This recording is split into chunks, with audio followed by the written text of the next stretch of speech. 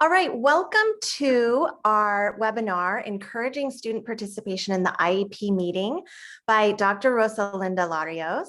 I'm so excited for this topic. What a great topic. And just a little brief introduction. So this is part of a series of webinars that the Cal State Fullerton Department of Special Education is presenting in partnership with the Center for Creativity and Critical Thinking and sponsored by the Schools First Federal Credit Union.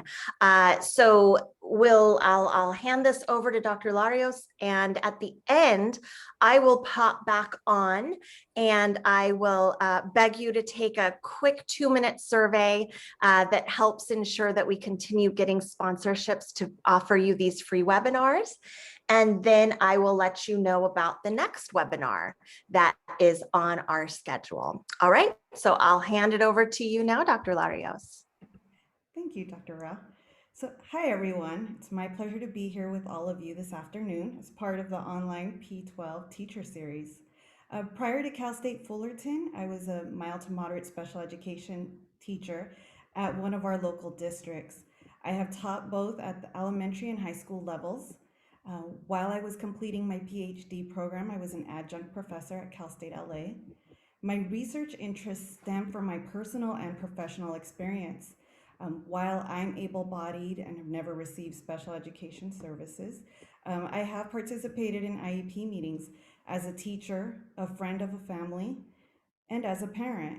That said, I have 3 areas of research interests: improving Latinx families' participation in the IEP process, working in partnership with districts to improve teacher capacity to work with all students, including teacher candidates, and to operationalize what culturally responsive practices may look like in the classroom. Today, I will be sharing a topic that is very dear to me for multiple reasons: encouraging student participation in the IEP meeting. To get a sense of who's in the room, in the chat, could you please type the grade level you're currently teaching or would like to teach in the future?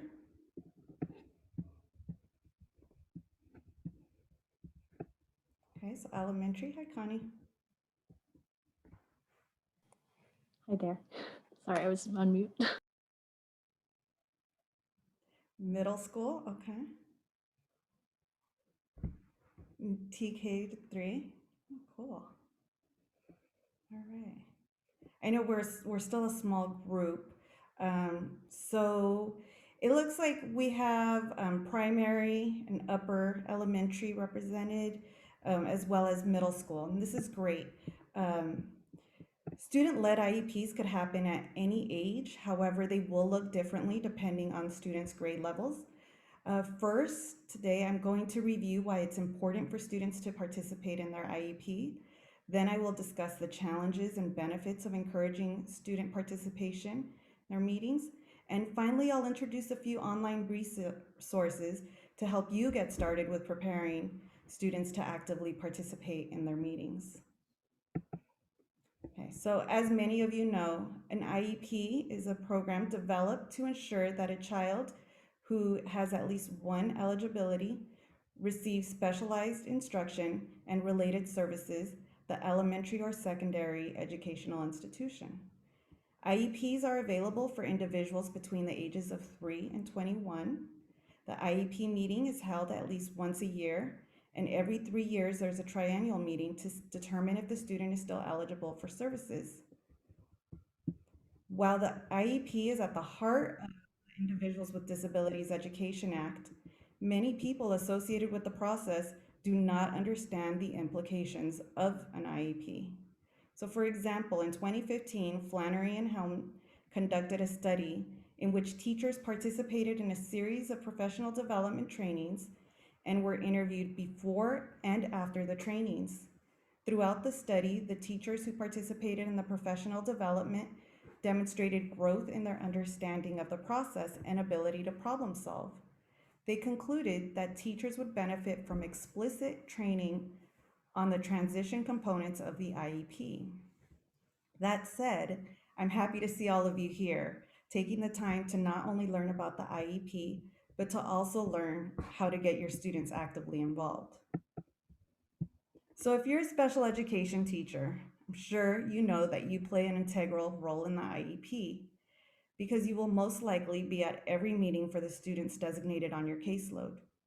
As for the other members in attendance, they'll vary, but meeting is typically comprised of the parents, family, okay, people who provide support indirect services such as a PT, OT, sometimes a speech and language pathologist, school psychologists, general education teachers, yourself as a special education teacher, health services, especially during a triennial or initial, or if there's a medical concern, as well as an administrator. Okay, what you will notice in this wheel is that the student is at the center. However, the student may not always be invited to their IEP and therefore are unclear as to the aims of the IEP and the purpose of it. So in high school, an IEP also consists of an individual transition plan, which addresses both high school and related needs related to career, independent living, and education.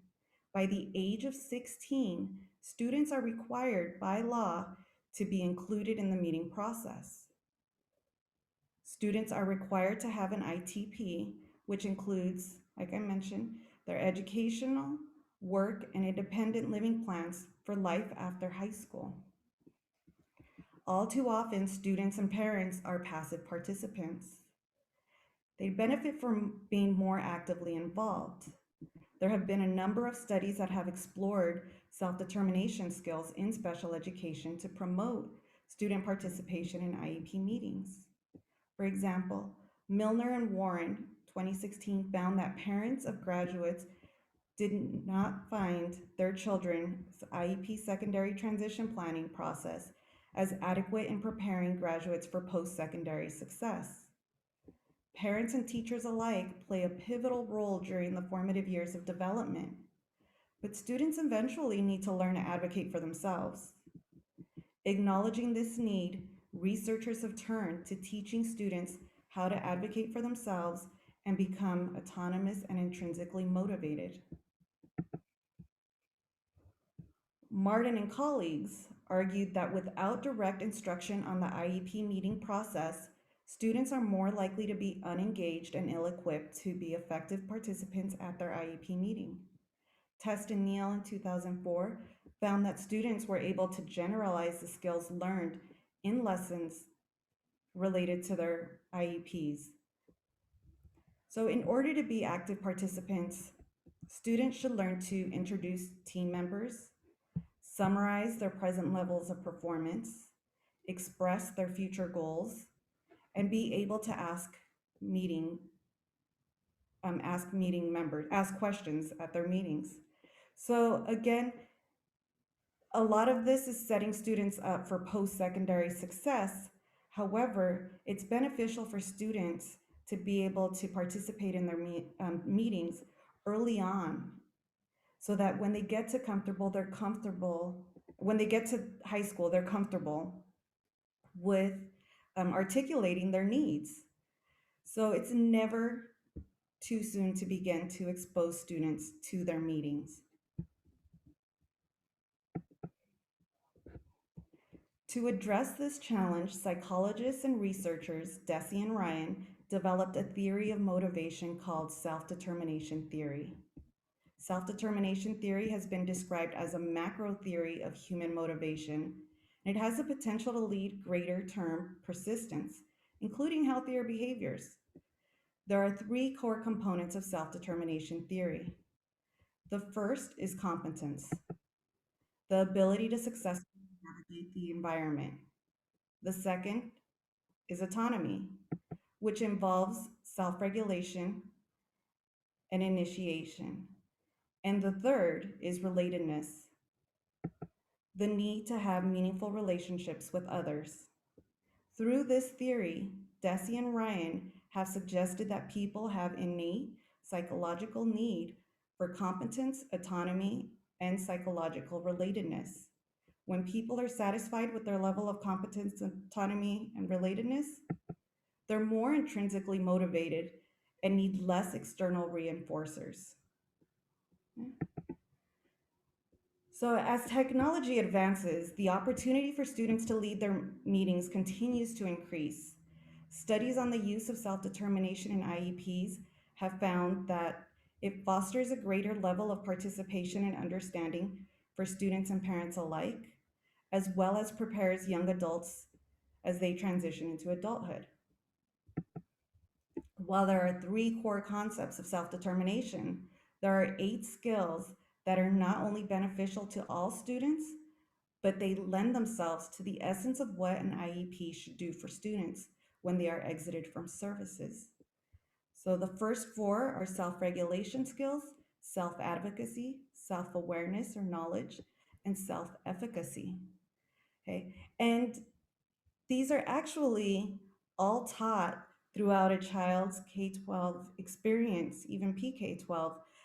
For example, teaching students to solve problems or employ self-management strategies, such as anger control, teaching students about their basic rights and responsibilities, how to use their self-advocacy skills, and specifically in the context of an IEP, how to be effective team members. Teaching students to identify common psychological and physical needs of people, recognizing differences amongst themselves and others, and being able to generalize skills and apply skills listed above. So those are the first 4. Let's take a look at the next 4. Choice making, problem solving, goal setting and attainment skills, and decision making skills. All of those go hand in hand with not only being able to present at their IEP meeting, but also being successful once they graduate from high school and transition. So teaching students to identify interests and preferences appropriately, selecting choices, and teaching students to identify and define problems and come up with possible solutions, helping students define and articulate a goal, identify current status in relation to the goal, even devise a plan and evaluate how they're working towards that plan. And lastly, teaching the students, again, to be critical thinkers and problem solvers. Now, doing all of this, there are some potential challenges. When it comes to getting students to participate, you might run across some obstacles, such as what is an IEP? Unfortunately, many students are unaware about the significance of their IEP. When I was working with students for the first time, it was not uncommon for them to say they didn't know what it was, or they would reply, "It's when my teachers and parents all talk about my grades." You might also hear, "I don't want to talk in front of people." If that's the case, you could let them choose where they sit and suggest that they only look at 1 or 2 people if they get nervous. Something else that they might share is uncertainty, being worried about messing up. Messing up is part of growing and learning. Hopefully, as a teacher, you've instilled that messing up is part of the process and it's okay to mess up. The important thing is to know that no one was there to judge them. And if they happen to get thrown off, you're going to be right there to help them. No one will even know what they're supposed to be presenting except for the 2 of you. However, some students might say they don't know what to say. Assure them that you will work with them and they will only say what they're comfortable saying. You will be there and will step up if you absolutely need to. But once they get started, they'll be okay. And lastly, this one's common, "I can't." We hear that across all settings in all areas, not just related to the IEP. If that's the case, you will need to let them know that they're in the driver's seat. No one knows them as well as they know themselves. It is their turn to share what they'd like to share with others. Also, it'll be on a PowerPoint, and if they need, they can even have a script. So as a teacher, you can work with them to decide the best format to present. There's also potential challenges related to for parents. So research on parent participation has found that parents are anywhere from passive participants to adversely involved in the IEP process. That, coupled with cultural and linguistic differences, often lead to miscommunication and misunderstanding IEPs. Alternatively, you might hear some parents share that they haven't told their child about their disability, or that they don't think their child is ready to hear about their eligibility. This is when you, as the teacher, should kindly let them know that as the student gets older, they will need to eventually advocate for themselves. The best way to do that is to understand what their strengths and needs are. When they graduate from high school or age out, depending on their level of need, they will most likely need to seek out services on their own. A great place to learn how to communicate and let others know what they need is at their IEP. If a parent is initially uncertain, ask them which part of the meeting they'd feel comfortable including their student in. Remember, at the end of the day, we must respect that our parents may have different views, and it's our job to learn how to work with them. So if a parent hasn't warmed up to the idea, take your time, be patient. Once they see it in action, they'll appreciate it. I've never heard a parent contest it once they've seen their student present. Now, as a teacher, there are many factors that might be running through your mind, maybe even some right now. For example, one question that always comes up is, how much time will it take? Well, you'll have to prepare the IEP regardless if you include the student or not. By including the student, you know you will not be waiting until the final hour to prepare for the meeting. Not that anyone does that, of course not. Another concern might be, when will I be able to do this?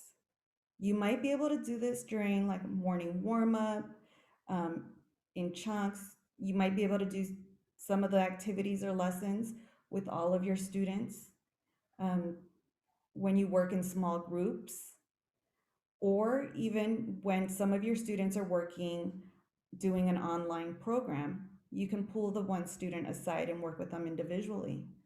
Those are some suggestions. While some schools have already adopted student-led IEPs, others have not. If this is not a common practice at your school site, don't worry, you could start it.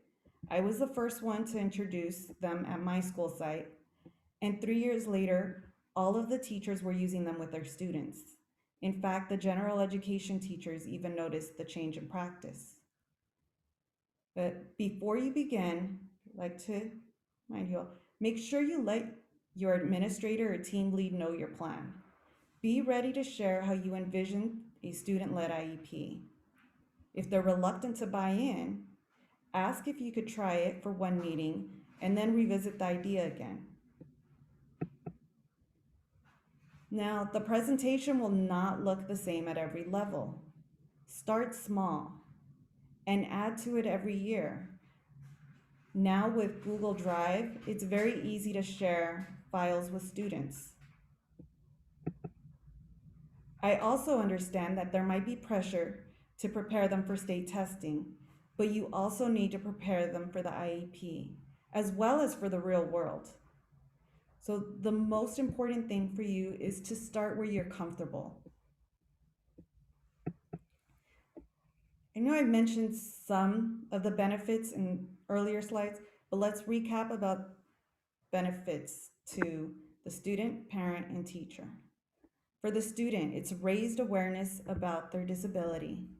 It promotes their self-determination skills, and it gives them an understanding of their IEP. For the parent, it increases involvement. Oftentimes, what I observed was that parents would feel comfortable asking their child a question, whereas years prior, they would not ask the team. They didn't feel comfortable asking the team or getting involved with the meeting, but when they heard it coming from their child, they were more inclined to ask follow-up questions.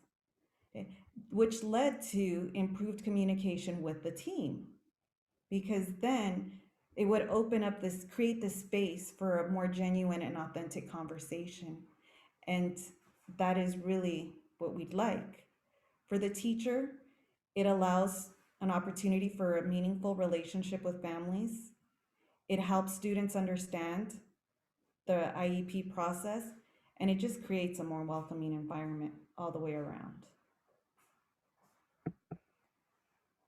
So, some potential slide content that you can use, and there are several different ways to approach um, an IEP PowerPoint. It could be all pictures, it could be several slides, it could be 2 slides, it could be just 1 slide with the student's name on it. Start where your student is at, meet your student where they're at. This one, strengths and concerns, are on the same page. The strengths on one side and the concerns are on the other. Present levels of performance. And with the present levels of performance, you can include state testing or triannual testing. You can even take a screenshot of one of the graphs. You could get really creative with it, but the present levels of performance are otherwise where the student sees themselves at present time. The accommodations, okay, my goals, services, and post-secondary goals. Now, let's start with the core 4. First part you'll want to focus on are the present levels of performance. So think all about me. At every grade level, students will typically do some type of activity to introduce themselves, letting their teacher know more about who they are, right? So that's kind of what the present levels are. It's very similar. When you begin to develop the presentation, ask the student what they think people should know about them. You could write down what they share. You could ask them to speak into the computer to share it. You can use a form, or you could type directly into a PowerPoint slide. Ask them questions such as, what do you enjoy? What are you good at? What makes you nervous? What would you like more help with? Right? And that's all student-friendly language that they'll be able to let you know, and that leads to more authentic participation. Okay. So the way you phrase the areas of strength will always vary on the student. Your goal is to ask questions that make them want to share. The student, like I mentioned earlier, just completed testing. You can include a screenshot in that section of the scores. If the student is unable to speak to the results, that's when you can ask the student if you could step in to share the information on that slide. So you kind of become co-presenters, and that may leave some of the tension off of them. The second part you'll want to discuss with the student are their accommodations and modifications. For this section, you might want to ask them to complete a learning inventory. A learning inventory will help students identify how they learn best. Once they've completed the inventory, you could go through a list of potential accommodations and modifications. Ask them to choose which ones they think will help them. If there are some you feel that would benefit the student that they haven't identified, let them know you're going to add it on your form, which is the IEP, in case they change their mind later. Right? Next, you'll introduce the goals. Okay? Let the student know that every year, as they learn math, reading, and writing, they have 1 or 2 goals to make sure that they're ready for the next grade level. Review and share their current goals. Consider asking them to try 1 or 2 in that area. So if they try it, it serves as another way to collect evidence right before the meeting. You might even be able to take a picture of them doing that task or of the completed task, and you can include it in the presentation. Once you reviewed the previous goals and you've introduced the whole idea of goals, as the teacher, you could share the new goals you've identified, or you can let them choose between 2 goals that you think would be good for the following year. In other words, you're going to give them the opportunity to make choices and therefore buy into what they'll be working on. If they're really small, you can just maybe making CVC words, identifying the alphabet, or writing or the sounds of the alphabet. So you just need to meet your students where they're at and think of how they're going to understand what you're trying to relate to them. What they'll do is they're going to, again, write their new goal on the slide or show a picture. For older students in math, when the skills were really complex, the student and I would identify a video, a little YouTube video, demonstrating the skill we were going to work on the following year and present that to everyone. So everyone knew what we meant by the math goal. That was very complicated in high school. The fourth core area are the services. Let the student know that there are certain people who will help them reach their goals. It could be the amount of time they spend with you, or when they go to speech, OT, APE, or anyone else who works with them throughout the week. Ask them to list the classes or services they may be receiving. Okay. Now for older students, you're going to add on.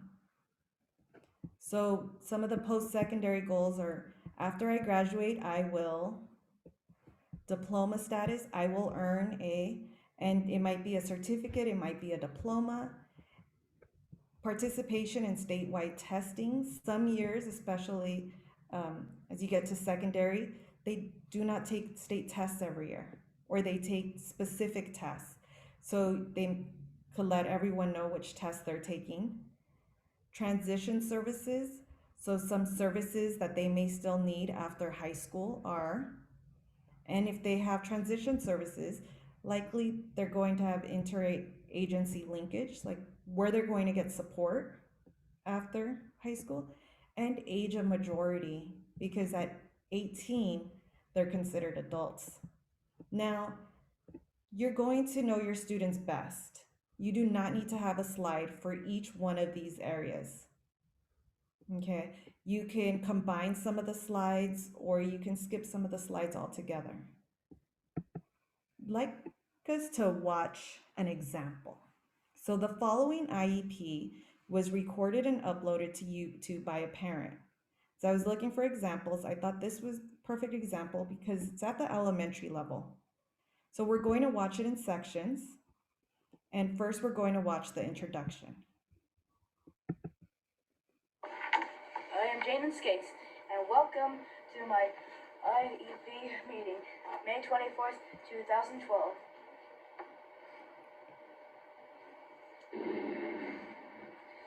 Things I am good at. Okay, so we watched the introduction. Jaden begins his presentation by introducing himself and what he is good at. Okay, now we're going to skip ahead.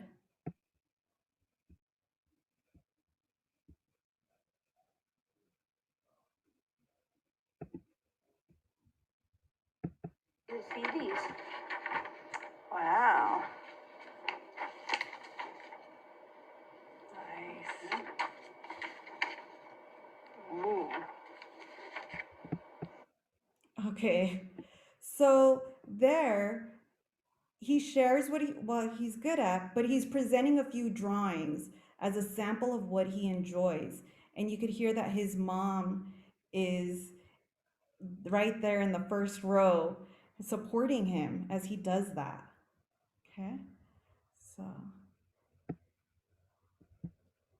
147.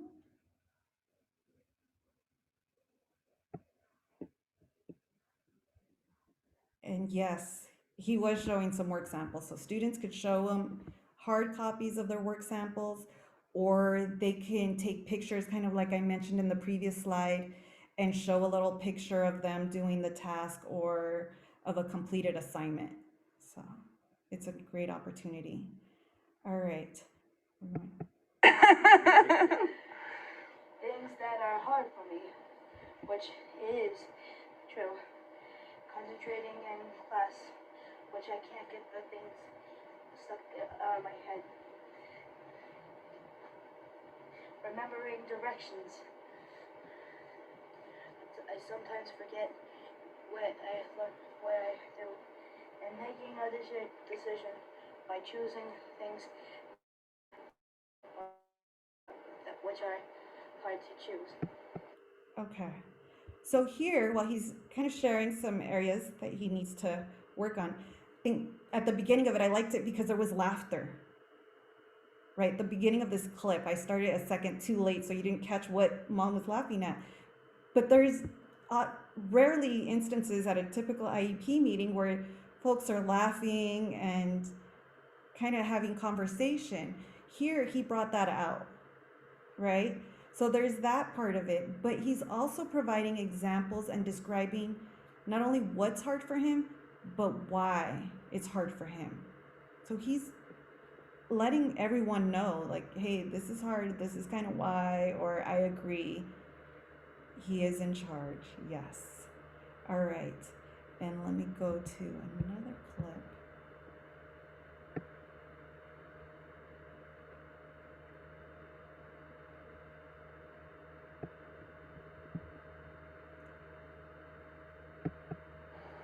Math, like multiplication, addition, subtraction, and division.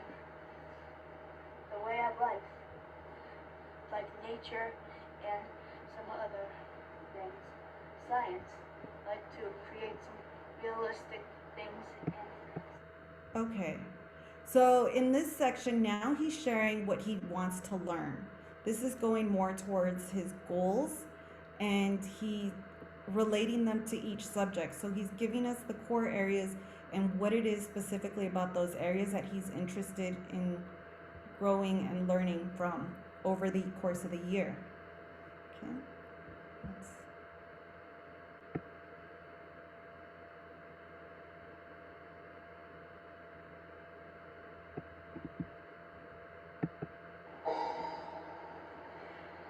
Things that help me learn.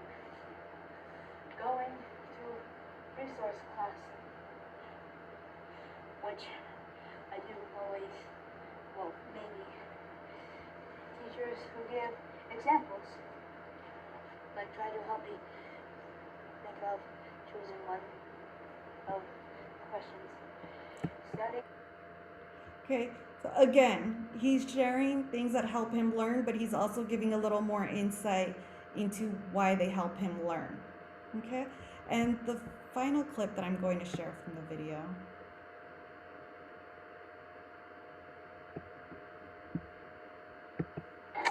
Wow. Thanks for coming to my meeting. See you next year at J. Frank Hilliard. Oh, Very good job, Jaden.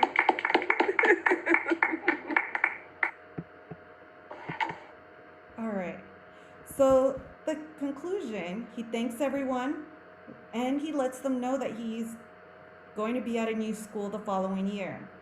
So you hear mom in the background. Mom's very proud of him. Everyone is very proud of him, and he's proud of himself. Right? So there's a different feeling if you've ever sat in a meeting that doesn't have a student-led IEP, and from what we just kind of saw at a glance, they're very different meetings. It changes the whole energy.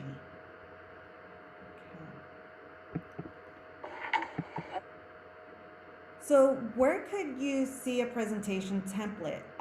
In the PDF, all of the links should work, and I'm just going to quickly go through them. So here is a template for a student at age 13. Okay. And it's not quite like Jaden's. It's not quite like the first one I showed you either. Okay, this one is just, it's more visuals. Strengths at school, okay, what I want to be, things I need to stay successful in school, other things I'd like to share. So this is helpful information that the student has identified will help them. So anyone who works with the student now knows when they say this, they're not just making it up in the moment. They need this, okay? And then their goals. Again, student-friendly goals that everyone could understand. So if parent who's there or guardian doesn't necessarily speak English, they speak a different language, they will understand kind of where this is going, right? It's visuals that the student is able to put together. All right, so let's go to a different template, just to give you an example of another template. So about me, and again, if the teacher's working with different students, it'll look different for all of the students. What I used to do with my students was let them personalize it. Once they finished the content, then they could work independently to make it their own. And you heard that in Jaden's. He had the little sounds at the transitions and the way the screen would change. So it doesn't have to look the same way. I lost my cursor. 1 second. Where am I at? Okay. Hold on. Oh no. It's gonna go to my slides and I've got a lot of stuff on here. Hold on. Escape. No. I don't know where my cursor is. Let me stop sharing for a second. Okay. Where is my cursor? Let me come back down here maybe. Okay. Okay, there we are. My apologies. Okay. Sorry. Okay, so those are where you could see some templates on your own time. I'm Determined, student-led IEP resources. I'm Determined is a wonderful, wonderful resource. The wealth of resources. So here are templates. You have the secondary IEP template, preschool IEP template, elementary IEP template. You can notice on the side they have audio, documents, videos for the different grade levels. Categories, you could go look from year to year, or you can look for a specific eligibility or topic that you'd like to learn more about. Okay. What's happened again? There we go. All right, so there's that one. There's Knowing My IEP. These are some great worksheets.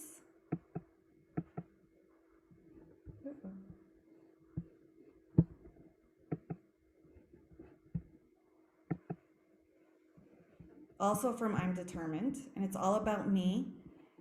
And you could do this little checklist with the student. Elementary, the 4 parts, the core 4 parts that I was mentioning earlier. Okay.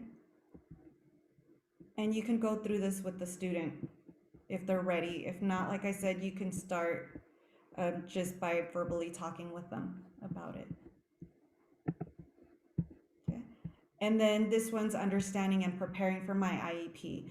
This one I recommend for students who were getting ready to do their ITP. And remember, that's their transition plan. Okay. There's also the Center for Independent Futures Student-Led IEP Transition Guide. And this resource is divided into 5 sections. It's got the glossary, considerations, preparing for a student-led IEP or transition meeting, resources, and appendices. So I'm going to click on that one. And earlier I talked about inventory, learning inventory.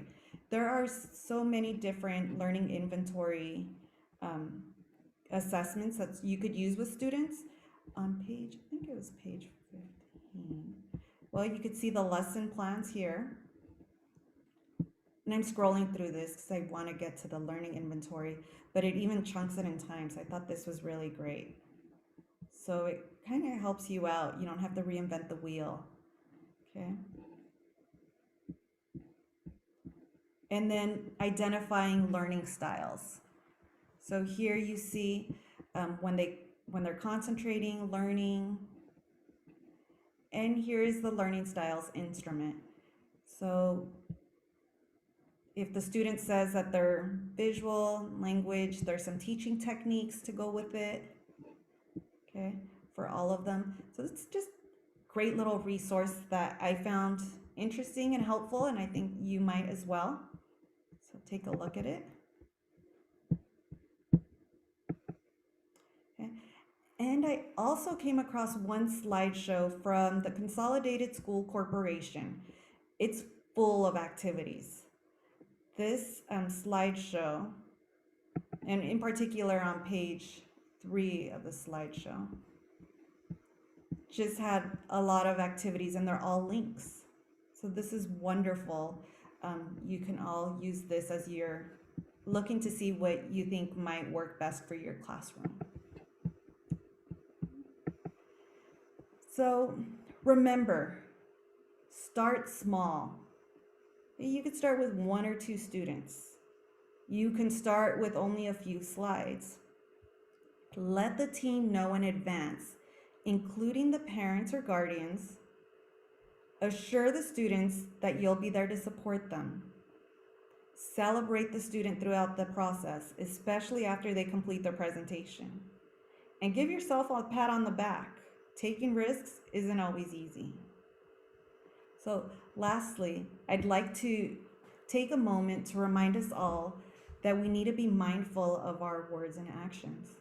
Everyone is trying their best and working with what they have. Also, we might make mistakes along the way. Mistakes are natural. We need to be patient, learn from them, and be willing to change so that the same mistakes aren't repeated.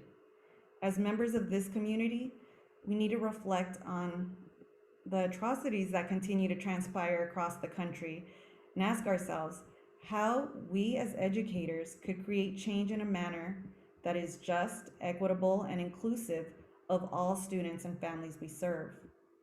Hopefully, by encouraging student-led IEPs, you could continue to establish rapport with the families you serve and meet your students' needs. Okay, so a brief recap. I've reviewed why it's important for students to participate in their IEP meeting, discussed the challenges and benefits of encouraging students to actively participate in their meetings, and I've introduced some online resources to aid with preparing students to participate in their IEP meeting. So, are there any questions?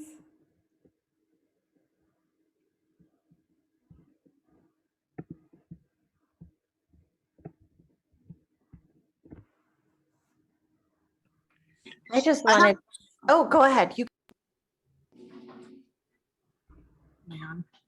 I had a question about maybe the students that might not have the language to kind of be in charge, or how would you approach that?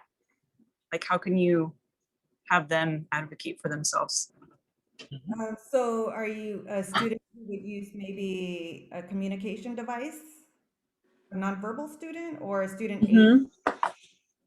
Yeah, if they don't have a communication device and maybe they have limited language, like how would you kind of have them go about it?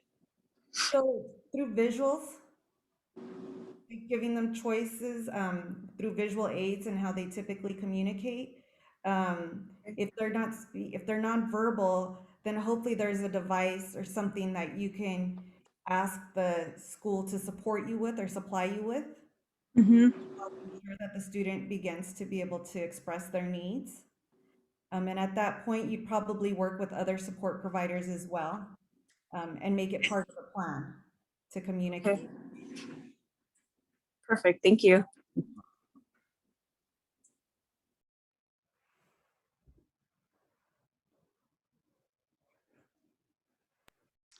I love how you were talking about how this caught on. You were the first one to do it in your school. And then after that, it really caught on because it's just, I think it should be common practice. I mean, we want our students to grow up to be good self-advocates.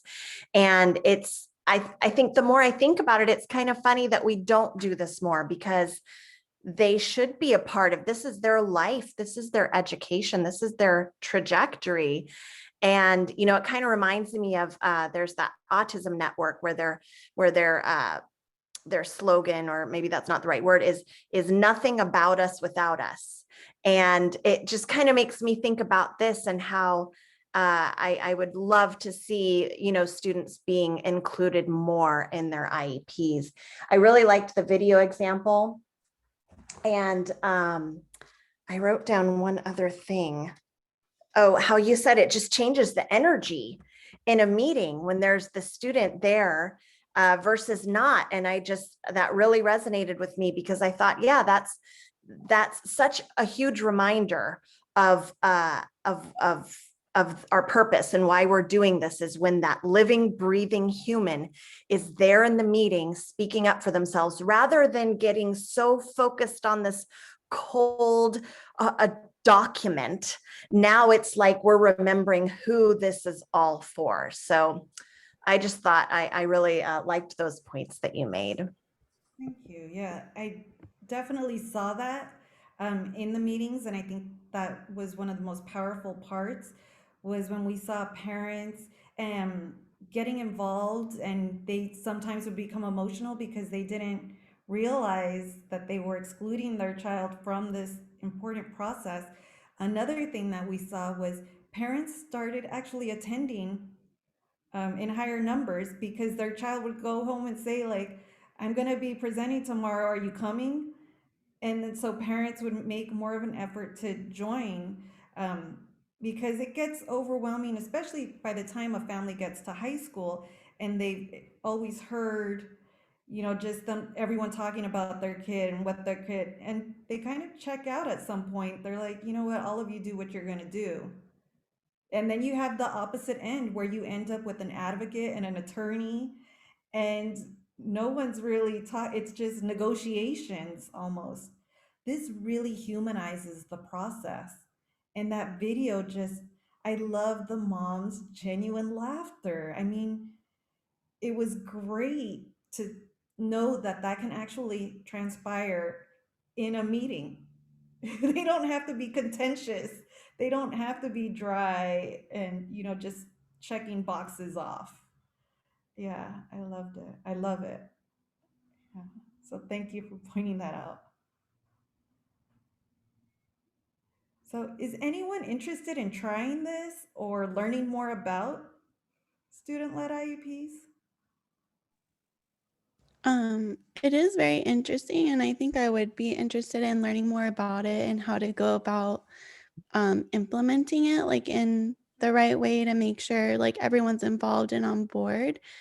I was kind of wondering, like, as someone who's would be going in as a first year teacher, like, what would you say in terms of how to go about bringing this up? Would you do that in your first year? Would you wait? Like, if you're really excited about it and want to try it, what is your advice? I brought it up at my interview. They asked what I would bring to the team, and I told them I had learned about student-led IEPs, and I was really excited, and I was hoping that maybe they would let me try it with a student. Um, but I understood, that there's a lot to cover and it's a new school. But, would they be open to it? And they smiled, and I'm sure when they told me yes, it was more like, uh-huh. You're so glad. Okay. And I did it with just one student. And when the school psychologist and the counselor saw it, they were like, oh, this is really good. Are you going to do that again? It's like, I'd like to. And then I just started making it a thing. And eventually they asked me to share it with other teachers. Okay. And then one of them tried it. So as a first year teacher, I know we're so nervous and we're learning so many things. Um, but just kind of mention it and see. And, when you connect with a family or you connect with a student, that would be the time to kind of just say, like, I'm going to try. Is everyone okay if I try something? Yeah, that's very interesting. Good advice. And I like that you said you brought it up in your interview as like, something new to try maybe to show them that you're like willing to kind of try those things and like take that extra step. So that's a good advice. Thank you. Exactly. Dr. Larios, I'm curious. So when the student did the little, maybe intro, or if you want the student to just do a small part, what would the student do then the rest of the time? Wow, that's a great question. So depending on where the meeting is held and the age of the student, sometimes if you're in your classroom, sometimes meetings are in the classroom, and depending on their age, you could say, you could go get a choice, or would you like to go choose a book, or, you can, I know they have so much screen time these days, so I'm reluctant to say choose something to be on the screen. Um, but they can maybe draw a picture of what they're seeing happen, depending on the student's interest. So you could establish that through your relationship with them and say, okay, so this is what you're going to do. Do you have any idea of what you might want to do while the rest of us continue? And then go from there. Some students love Legos if they're little. Others might want to help you file papers or put up, um, some art, just depending on the student. Yeah, that's a great question, and it is good to have a plan in advance so it doesn't take away and you're not like leaving your meeting to go make sure something's in place. Yeah. Thank you.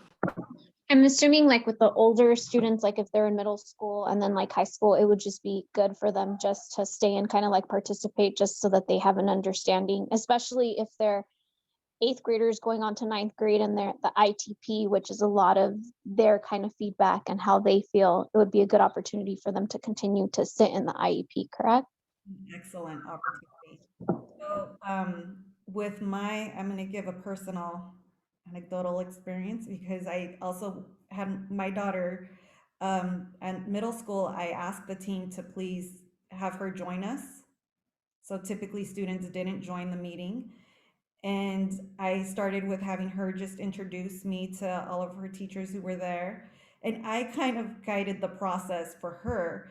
And at high school, she I shared the student-led IEP with her teacher and then got her doing it. So she would do a student-led IEP eventually by high school and was very comfortable. But I feel that beginning in middle school, students need to start getting comfortable with who they are, what their learning styles are, and how they benefit most in the classroom. So they can advocate for themselves, especially if they're going to be in gen ed classrooms. Sometimes they need to just remind the teacher, like, oh, I'd really like to go, to take my test in this other room, and that's an accommodation. Which is another thing that we saw happening at the high school when I was doing this. More and more students were aware of what they needed and were asking their teachers. So they would come back and share with us, like, so and so, gave me extra time, or so and so did not give me extra time, and so on. And it made our job so much easier in the sense that we were no longer having to go look for people. The students were taking initiative and they had a sense of ownership. So, yes, starting middle school, getting students involved, even if it's not through a formal presentation. Yeah. I hope that answered your question. Did that answer? No, it does, because that's something that I am trying to drill in my middle school students, how they are their own advocates and to kind of get a better understanding of their IEP, what their accommodations, what their goals are. And something that my eighth graders did this year is, even though they've had some of the similar teachers, is introduce themselves again to their teachers and kind of let them know this is a style of learning that has been beneficial to me and that has helped me be successful, so that the teachers were a little bit more aware of, yes, they're their own advocate, and yes, they are going to ask questions, and yes, they're going to make sure that their services are provided to them. That's awesome. Yes, good. I'm happy to hear that. I'm really happy to hear that. So are you thinking now maybe you'll start like introducing like a slideshow or something? Yeah. Actually, I was like, this would have really worked really well with one of my eighth graders who is a little bit more vocal and who I'm sometimes having to say, okay, let's take it back a notch. But I think that this would have actually been a great opportunity for him for his IEP. And I wish I would have known about this a little bit sooner because I think I would have done a presentation similar to this. Right. Okay. Well, good. And it's never too late for the next student. Now you have something in your pocket. Now I noticed Dr. Rao put the survey up, and because there were such few participants, it would really make a huge difference if all of you completed the survey, please. Just so that we can let schools first know that we are taking advantage of this opportunity that they've given us, and we could continue doing this. Yes, thank you so much, Dr. Larios, and really great questions. Yeah, so I've posted the survey. If you could please take really quick, just head over there and take that survey. And I wanted to mention too, I had a student as young as fourth grade participate in their IEP meeting because I had a little fourth grade guy and he had a lot of opinions on his services. And he would, go home and talk to his mom about how speech therapy was going and social group and all of a sudden he just was really, and I loved that he had a lot of opinions. And so I said, let's invite him to the IEP meeting and let him share all of this with his input with the whole team. And it went really well. So I think even, it's great for even elementary school age students, maybe just depending on kind of their readiness and their maturity. And if you think it would go well, maybe it wouldn't be right for every single student. I'm not sure, but I think some of them could definitely benefit from that. Agreed. And I'm Determined has wonderful videos, students at all ability levels, grade levels, talking about the process, demonstrating the process. So if you have a chance and you're interested, I think all of you should have the PDF that has the links to I'm Determined. And continue to explore. Also reach out to me. I'd love to kind of talk to each of you some more about this topic and possibly even work with you as you begin to develop it. Yeah, that sounds like a great resource. Well, thank you so much. What a wealth of information and examples that you shared. So thank you for that. And our next webinar is going to be on Tuesday, April 18th. I'm sorry, 13th. I read that wrong. Tuesday, April 13th at 4 p.m. with Professor Addie Carroll, and it's going to be an overview of UDL. So if you're interested in that, you can register where you registered for here before, but also if you've already registered once, I'm going to send you the Zoom link whether you want it or not. So we'd love to have you join us. So thanks, everyone. Thank you. Thank you.